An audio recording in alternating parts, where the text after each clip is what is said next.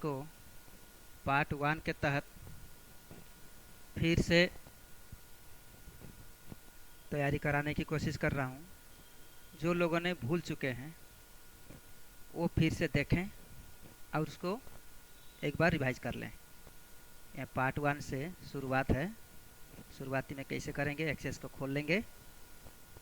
खोलने के बाद आपको इस तरह से डिस्प्ले दिखाई देगा जिसमें क्रिएट ऑप्शन आपको यहाँ पर प्राप्त होगी और फाइल को जिस जगह में सेव करना है वो यहाँ पे दर्शाएगा और डाटाबेस 1 नाम से बाय डिफ़ॉल्ट ले लेगा। इस जगह में अपना अपना नाम या फाइल का जो भी नाम देना चाहें वो आप दे सकते हैं। जैसे हम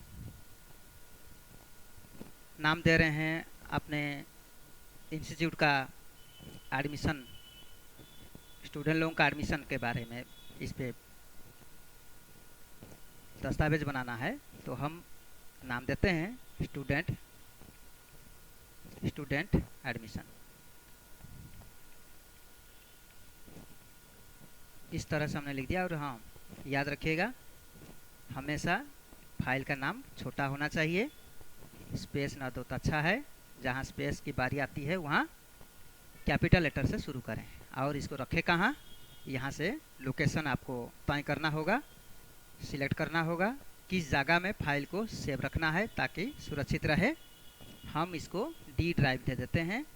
इस प्रकार आप भी अपना कंप्यूटर पर डी ड्राइव दीजिएगा, नाम आएगा, ओके कर देना है। खाली डी ड्राइव में चला जा रहा है और क्रिएट ऑप्शन पर क्लिक करना है।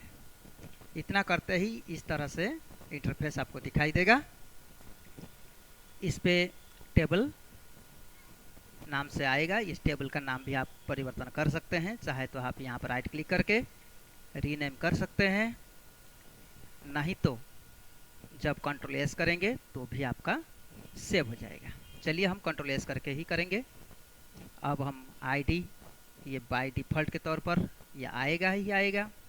आपको इसके बाद जाना है इस सेक्शन में। ये सेक्शन फील्ड्स का है। फील्ड्स एक टैब है।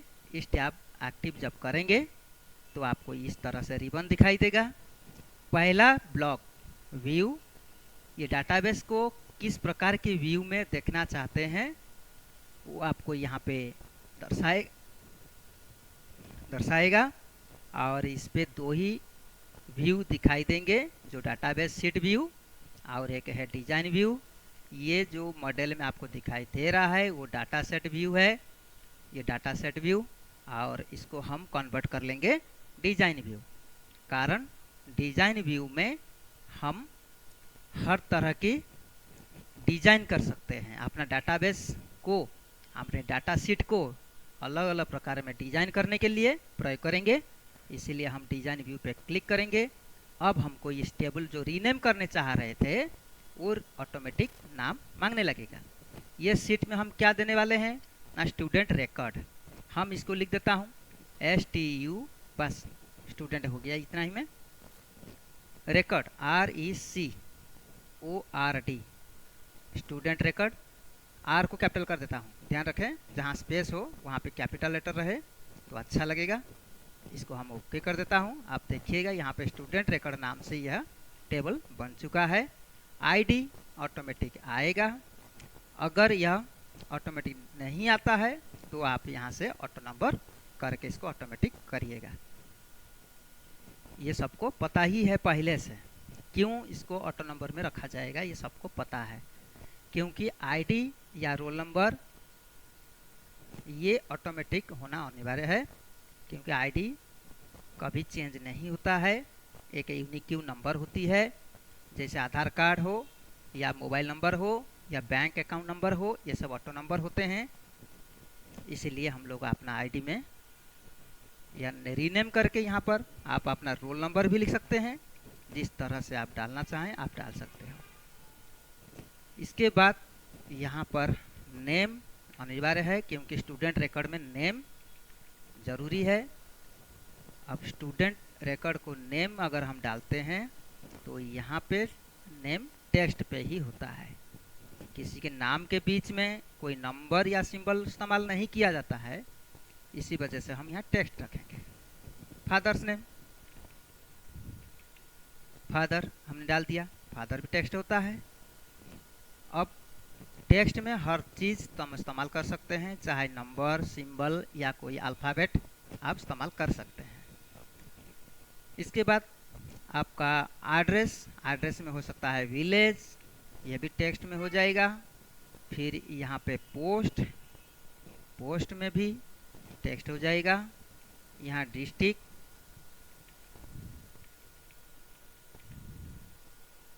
डिस्ट हमने डाल देता हूँ। यहाँ पे क्या करिएगा ना, डिस्ट्रिक्ट आपका सीमित होती है, एक सीमित होती है, इसी वजह से हम यहाँ पे ड्रॉप डाउन का इस्तेमाल करेंगे। ड्रॉप डाउन का इस्तेमाल करने के लिए हमें लुकअप विजार्ड पे जाना है। यहाँ पे दो ऑप्शन मांगेगा, ये इसके बारे में भी हमने पहले से पढ़ा चुके हैं। हम यहाँ पे लेने वाले हैं I will type in the values that I want. जो वैल्यू हम चाहते हैं वह हम लिख सकते हैं। इस ऑप्शन को चूज करेंगे, नेक्स्ट करेंगे। यहाँ पे सिंगल कलम या मल्टीपल कलम यहाँ पे देना हो, अगर सिंगल कलम पे आपको देखना है, क्योंकि एक स्टूडेंट एक ही ज़िला में रहता हो तो उसको सिंगल कलम कहलाता है। अगर वो स्टूडेंट दो ज़िला से संबंध रखता हो तो हम यहाँ 2 लिख देंगे तो 2 कलम पूछेगा, तो इसीलिए हम यहाँ पे सिंगल कलम लेने चाहते हैं, हम ले लेंगे। यहाँ पे हमने लिखना शुरू कर देंगे जौनपुर। फिर उसके नीचे जैसे कि आजमगढ़, उसके नीचे जैसे बलिया, उसके नीचे लिख देंगे फैजाबाद, वाराणसी, सुल्तानपुर इत्यादि। इस तरह से आप कुछ ना कुछ जिलाओं का नाम लिख करके इसको नेक्स्ट कर देना है।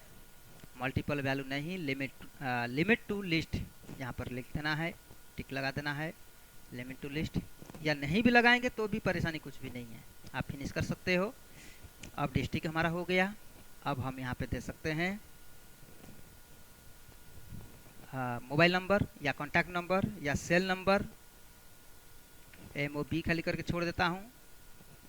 याद रहे फील्ड नेम में कोई स्पेशल कैरेक्टर का इस्तेमाल न करें, जैसे स्लैश, बैक स्लैश, कामा या फुल स्टॉप आदि इस्तेमाल ना करें, ये एक्सेप्ट नहीं करेगा। मोबाइल नंबर को टेक्स्ट में न रखें, क्योंकि मोबाइल नंबर का भी टेक्स्ट होती नहीं है, इसको नंबर कर देंगे। लेकिन नंबर में एक दिक्कत हो सकती है आपको, 12 नंबर मोबाइल नंबर होती है, लेकिन 12 नंबर 10 नंबर होती है। 10 नंबर हो सकता है आपका फील्ड में न दें, इसीलिए हम यहाँ पर फील्ड साइज को सिलेक्ट करते हुए इसमें हम डेसिमल ले लेते हैं। डेसिमल ले लेते हैं, हमने ले लिया, और यहाँ पे 18 को हटा करके हम यहाँ 10 लिख देते हैं। 18 को हटा देंगे और 10 लिख देंगे, ताकि 10 नंबर से अधिक नहीं लेगा।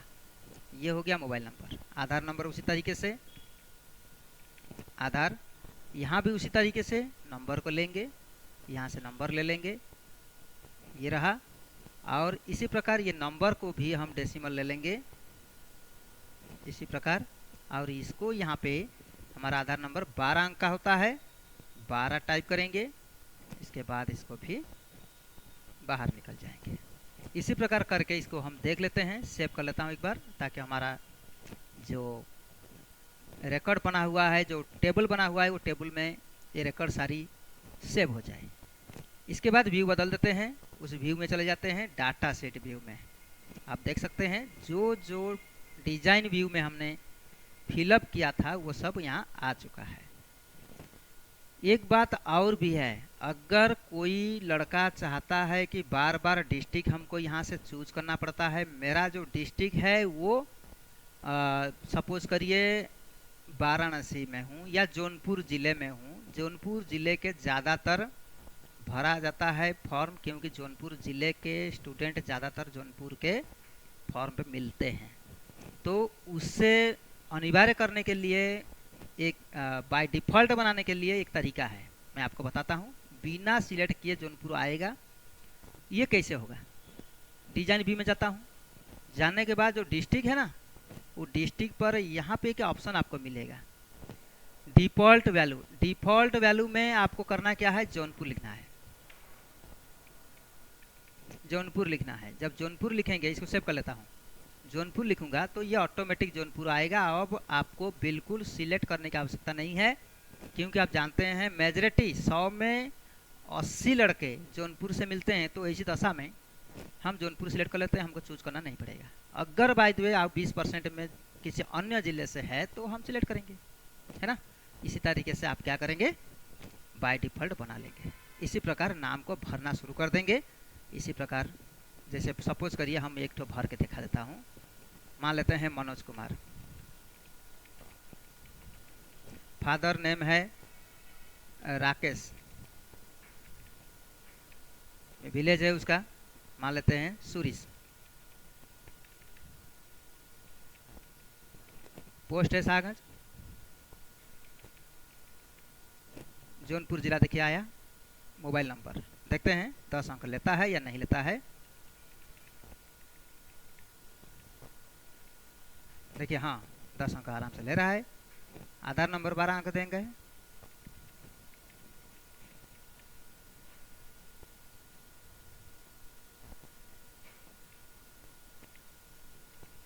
हो गया। अब इसको हम जैसे टैब मारेंगे, दूसरे में आएंगे। यहाँ पे रोल नंबर पर कुछ छेड़ना नहीं है। यहाँ जाएंगे धीरज कुमार,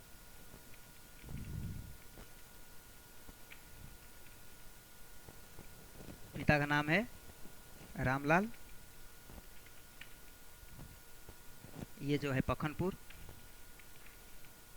डिस्ट्रिक्ट पोस्ट है उसका सागंज, जौनपुर जिला।